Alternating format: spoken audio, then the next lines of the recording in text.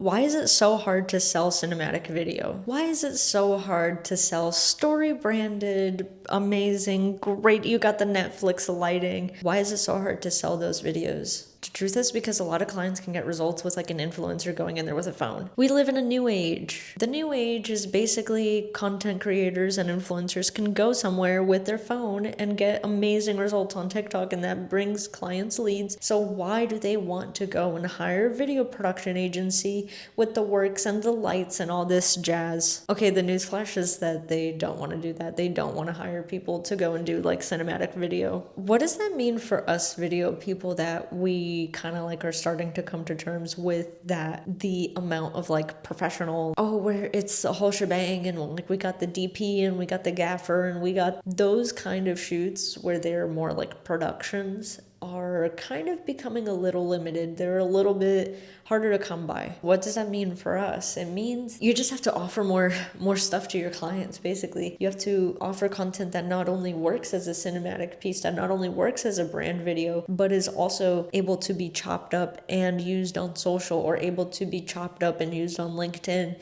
offering content with a purpose. And I know every video person right now is shelling the same thing. They're all like, oh, well, you gotta sell content. And that's kind of like the whole thing that they're doing right now, right? Or the other one that they're doing a lot is you gotta sell retainer. And yeah, retainers are great, right? But you have to work your way up to being able to get that, work your way up to selling, work your way up to being able to convince somebody to hire you on a monthly basis. Most business owners will like hear the thought of that and shriek. You are actually not selling video, you are selling results. And I think there's still some opportunity for selling just video if you're doing a documentary piece or you're working with a really large brand that has a lot of budget. Large brands that have a ton of budget, they tend to be able to experiment and have more leverage with different things that they can try. So for example, Coca-Cola this year might be making a short film, and then they might be making a professional commercial, and then they might be dabbling in AI, that awful AI commercial with the bears.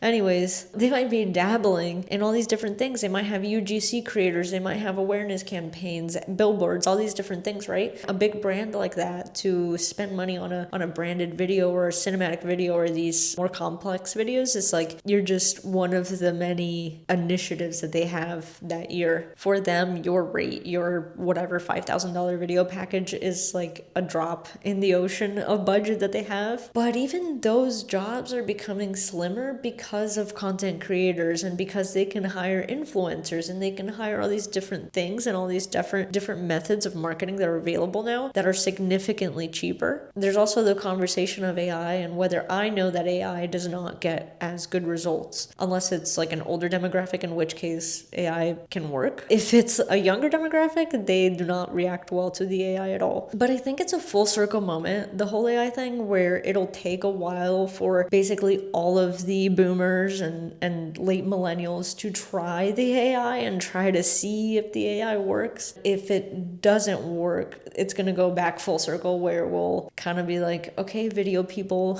what ideas you guys got? I legitimately think that process, like the AI kind of abandonment, I guess, that'll take like a couple years for it to happen. So in the meantime, what can we do? In the meantime, I think we have to not only offer the cinematic video, but also offer the social media and the recuts and all these different things, and try to provide more value than just, oh, here's your brand video, good luck, sir. For some brands, if they have a precious marketing budget of, let's say, $3,000 to $5,000 every month, and that's like all of the budget that they can allocate for that, or maybe they only have a couple grand every quarter to shoot some content, they need that to provide results. They need that to have a lot of value. They don't really care if the video is like shot with a scrim and then there's like the light cut on the face and then there's cinematic shots of their warehouse or whatever. That to them, that's cool and all, but it's not gonna do anything for them. There's also an intangible thing to having those brand videos that is really hard to pitch to clients, and it's the concept of when you do run ads, when you do funnel people through the content creators or through whatever other content initiatives you have, when they get to your website, those branded like cinematic videos can help your conversions, but it's not really like a number that you can really give them on a chalkboard or one of those what all the meta guru influencers used to use, like a thing where it's like a virtual chalkboard. Sometimes with video them with content, you can't necessarily like break down the ROAS of, hey, I'm on the internet doing this initiative. Even this YouTube channel, I think, will eventually work out, and eventually people will reach out to me from it, or past clients will see that I'm active and remember I exist. But it's hard to quantify the ROAS or like to give that a number of how many people are just consuming the content you're posting and then reaching out to you. That's really hard to just put on a chalkboard and give as a number. I actually spoke with somebody today that was really inspiring to me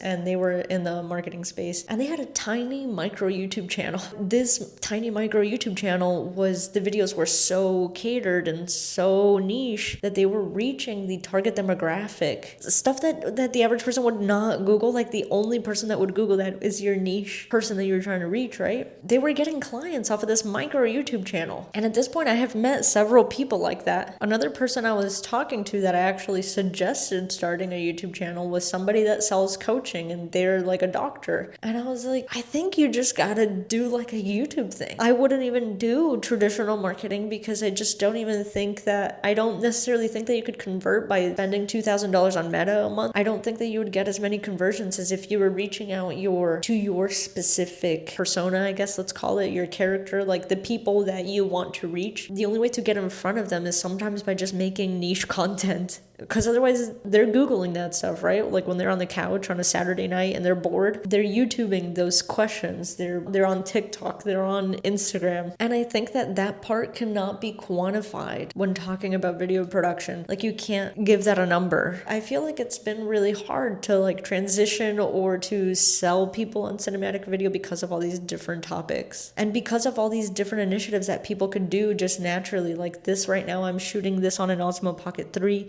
The thing literally follows me, nothing fancy. I don't intend to do fancy editing. It's supposed to just be a yapping, talking head video giving you information. And this kind of video actually can perform really well for a myriad of different niches. Mine just happens to be video, and ultimately my goal is I do shoot cinematic video, and I have a video production company, and I do the whole works. But again, like everything just goes back to things need to be done with a purpose now, where I feel like before you would get a little bit more away with just, hey, we're gonna shoot this cinematic 30-second commercial, like it's gonna look like sick, you're gonna be on a farm, we're gonna do some slow-mo shots, drone, and like cool interview. You used to be able to present that to people and they would pay to run it like a 30-second spot on like TV, and that was it, and that was enough to get them leads. So you didn't really need to fixate on all the marketing side, you didn't really need to fixate on objective or selling or any of that. It was just kind of like, oh, here, the glory days where like an agency would hit you up and you would get to just be the DP or be the camera operator.